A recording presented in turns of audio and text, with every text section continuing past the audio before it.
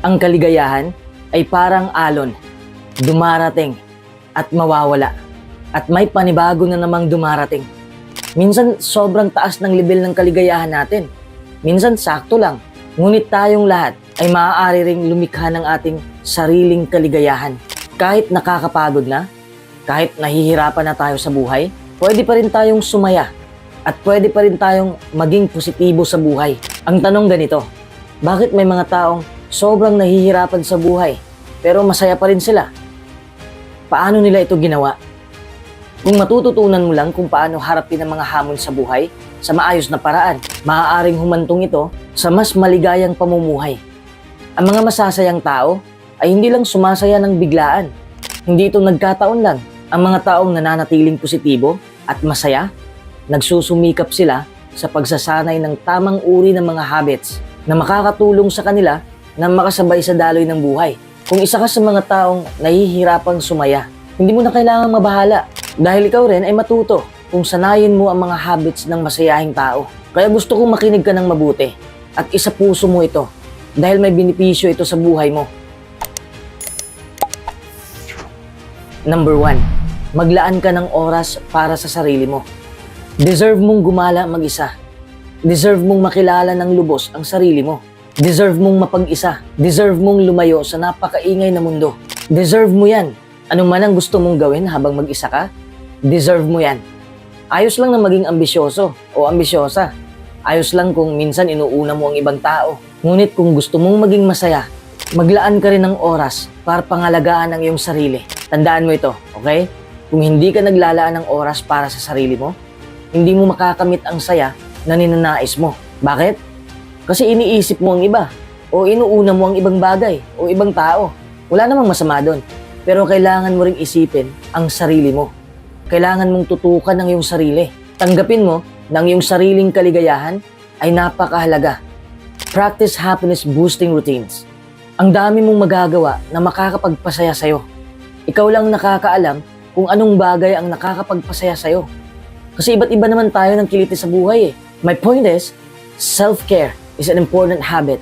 Ang paglalaan ng kahit isang araw lamang sa isang linggo upang ma-enjoy ang iyong sarili at upang pangalagaan ang iyong mental health ay magpapabuti ng iyong mood. Number 2, makipag-usap ka sa iyong kaibigan. Yung kaibigan lang na mapagkakatiwalaan mo. Hindi yung nakikichismis lang na kaibigan. Alam mo naman siguro kung sino yung mapagkakatiwalaan mo, di ba? Makipag-usap ka sa kanya. Tawagan mo siya at ilabas mo lahat ng iyong alalahanin. Minsan sa buhay natin, may mga bagay na mabibigat. Yun bang hindi natin kaya na tayo lang? Hindi naman pwedeng itago lang yun habang buhay. Kailangan mo rin ng makakausap at kailangan mo ng tulong. Huwag mong kimkimin ang negatibong emosyon.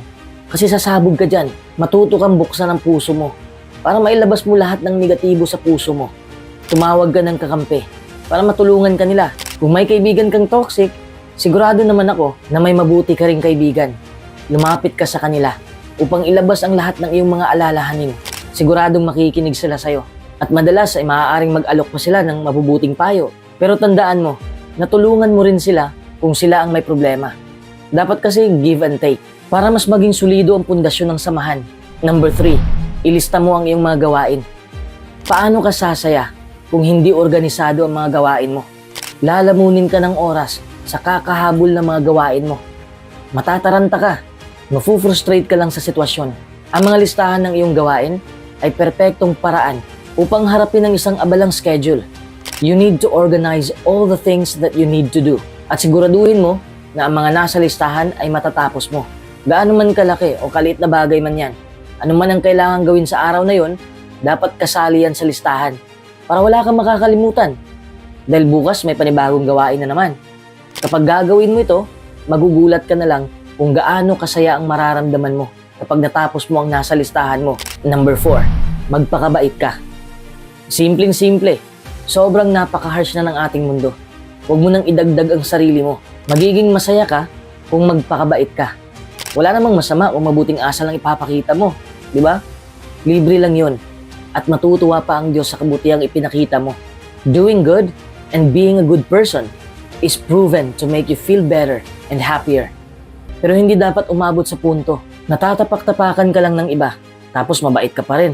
Hindi ko naman sinasabing makipag-away ka. Ang ibig kong sabihin, dapat may standard ka rin para respetuhin ka ng mga tao. Here's the thing.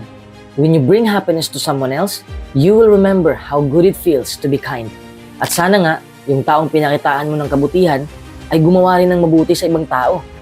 Para bang may hawaan na nangyari, para mas madaling lumaganap ang positive vibes sa ating mundo. We are social creatures.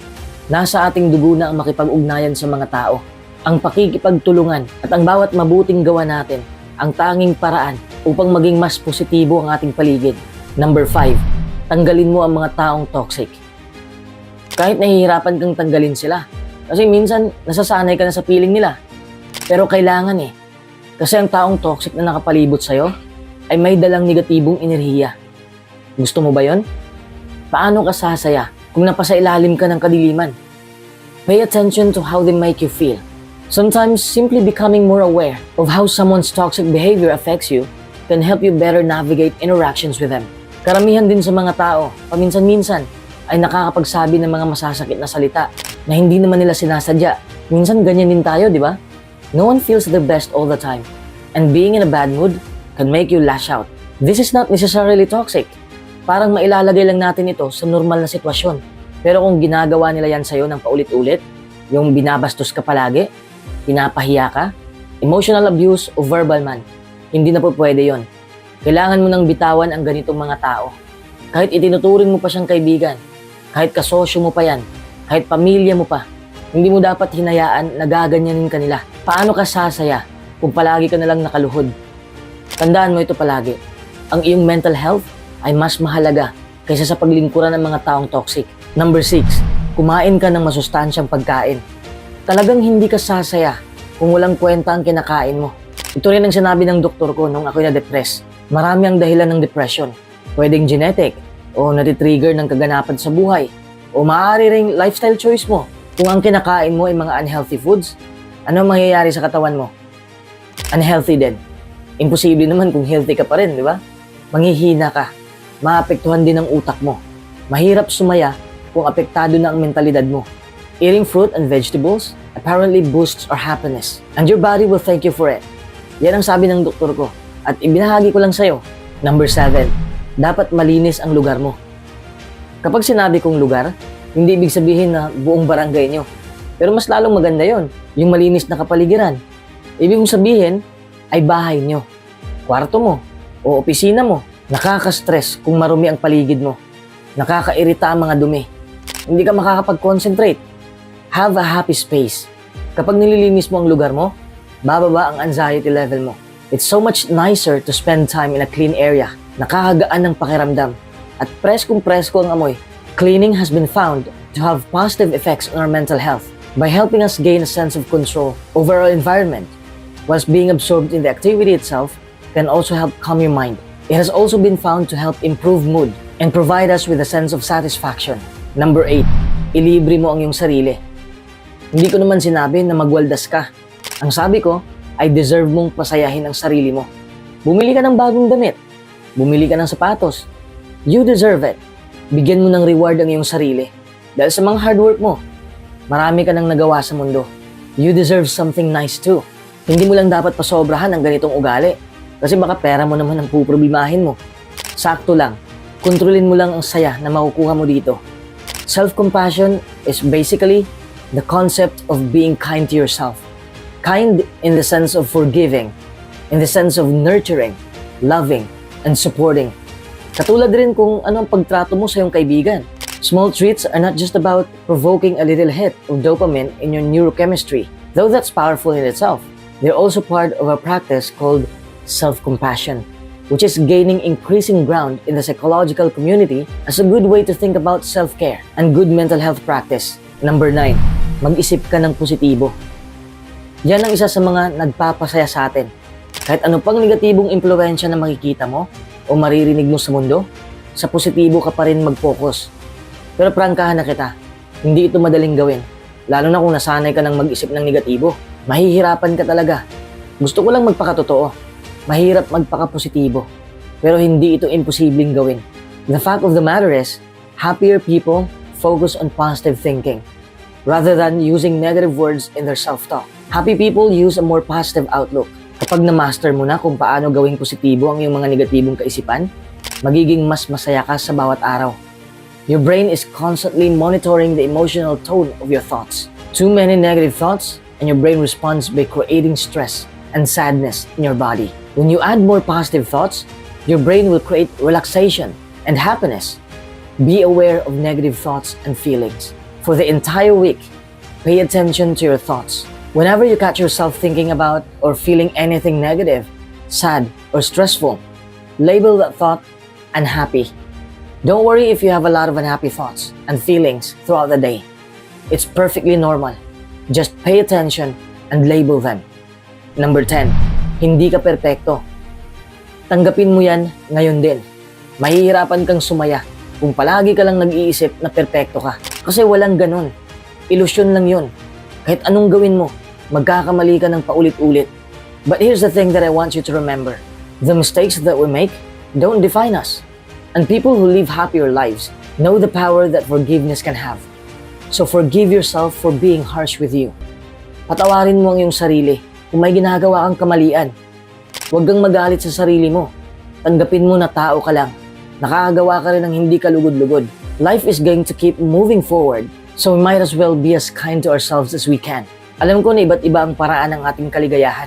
Kaya kung wala man sa 10 ito ang nagpapasaya sa'yo, kung hindi ko man na-mention, ay dahil nakabase lamang ako sa sarili kong karanasan at sa sarili kong techniques. Pero kung may maidagdag ka, welcome ka naman sa comment section para maisabuhay ko rin yung positibong ginawa mo sa aking buhay. Uulitin ko, iba't iba man ang ating paraan upang maging masaya, pero ang 10 habits na binanggit ko ay makakatulong din sa'yo. Gagana rin ito sa'yo. Each person deserves to live a happier life. And the habits that lead you down that path are effective and healthy and can even help make the people around you more positive. Be kind to yourself at huwag mong madaliin ang lahat. Hindi ito magre-resulta sa isang tulog lang. Kailangan mo lang sanayin ito ng sanayin hanggat magbubunga na ang lahat. It takes time, and take your time. They are worth the effort.